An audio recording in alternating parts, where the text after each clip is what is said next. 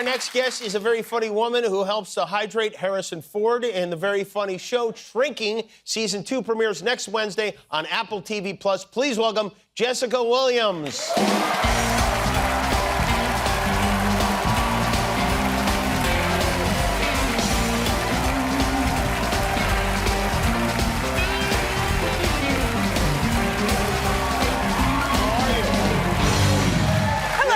This is quite an ensemble you have Thank here. you. Your aunts were giving me compliments backstage. Oh, is that my aunt? What? Do you have your family here? My mom's here. Your mom's here? My dad's here. Yeah. And my Aunt Chippy's here. Yeah, so Aunt Chippy and your mom, they said they were really hyping me up. They got a hold of you? Yeah, they were like, you look so cute. All you need are some wings on the back. And they were like telling me to work it and stuff. So. That's not a bad impression of my Aunt Chippy. No, I really miss them, but they were a hoot. I want to ask you about your co-star Harrison Ford. He was here on Tuesday night. And each time I meet him, I feel like I know less about him. Yeah. He is a bit of a sphinx, isn't he? Yeah. Sphinx in what way? He's funny. Like ancient? No. A wonder of the world? He is a wonder of the world, yes. I don't know about ancient, but he seems to be mad all the time. That's because he's ancient. Yeah. I feel like he's been doing this for like 30, 40 years. He doesn't seem like he's happy to be wherever he is. But then when you dig a little bit, you realize, oh, he seems to just be messing with you. Yeah. Why do you think that is, and do you agree with that? I do agree with that. Like, I just think a part of what makes him one of the greatest actors and the greatest roles that he's had is that he always plays these characters that he kind of just seems like he never wants to be there in the role, like Han Solo. You know, Han Solo's like, oh boy, like Right. He's always doing that. Like, that's true. Hemming and hawing, and he does it on Shrinking a lot too. Is the character he plays Paul, but that's a part of the magic. Is there's a glint in his eyes where it's like he's happy to be there saving the day. And I definitely, in regards to like Shrinking too, because he's such a giving actor, like he definitely like is just like that in general all the time. Like we've done 2 seasons of this show, and I play this character, Gabby, and she works with Paul. You're great on the show, by the way. Oh, thank you so much. At my house, we've gotten into rock tumbling because of the show. Oh, really? Oh, That's great. Yeah, I didn't know you could just pick up rocks and like tumble on them. You can order them on Amazon, and you can tumble away. But really? go on. It's really cool. But I was sitting across from him. It was like right when we wrapped the 2nd season. It must have been like the last day of shooting.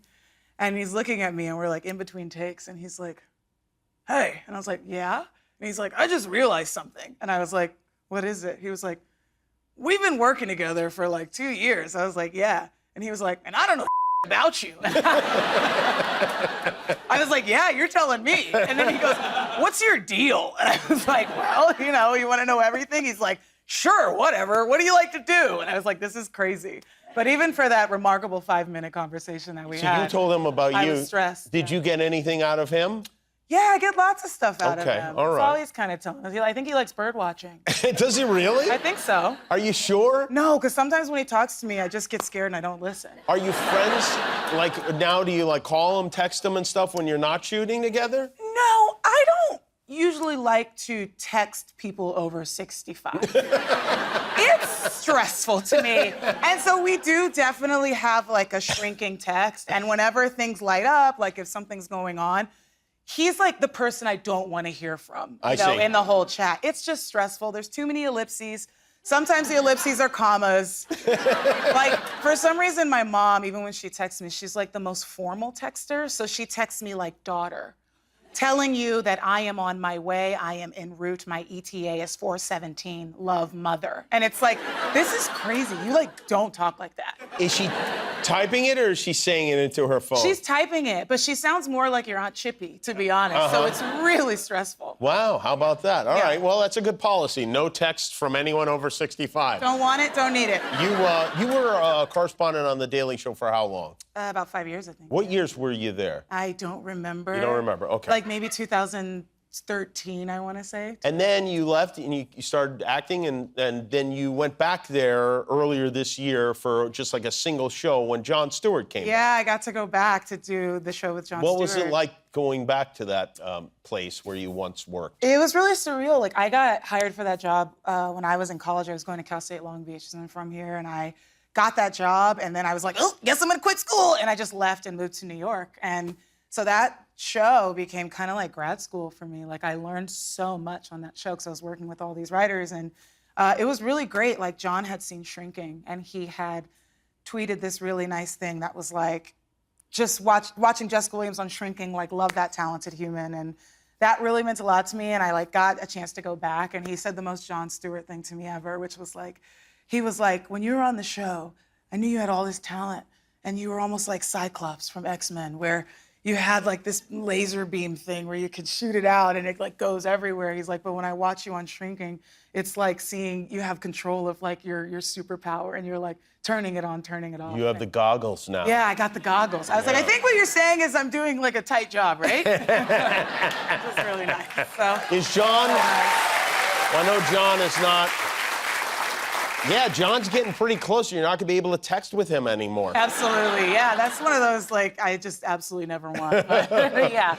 You before the Daily Show, you were on a Nickelodeon show, right? Yeah, it was. Yeah, I was like 15 and I got hired for this Whoopi Goldberg produced show. It was called Just for Kicks, and it was on Nickelodeon. And I like played soccer, and it was canceled like pretty immediately after like 10 episodes. But I remember like I was in high school, and I had, with that money, I bought a red convertible PT Cruiser. It was like my dream car was this like Guy Fieri-ass car. Absolutely, Really? yeah. It's like the TGI Fridays of cars. Wait a minute. So, but it was like it had been around for a while by that time, right? Well, I wanted a convertible Volkswagen Beetle, but I'm 6 feet tall, so it just kind of, when I got in it, I just remember it was just like this. It just didn't make any sense. Okay. So I was like, you know what? I'll do the other thing. I'll get this like convertible PT Cruiser, and it was sick. Like I kind of want one.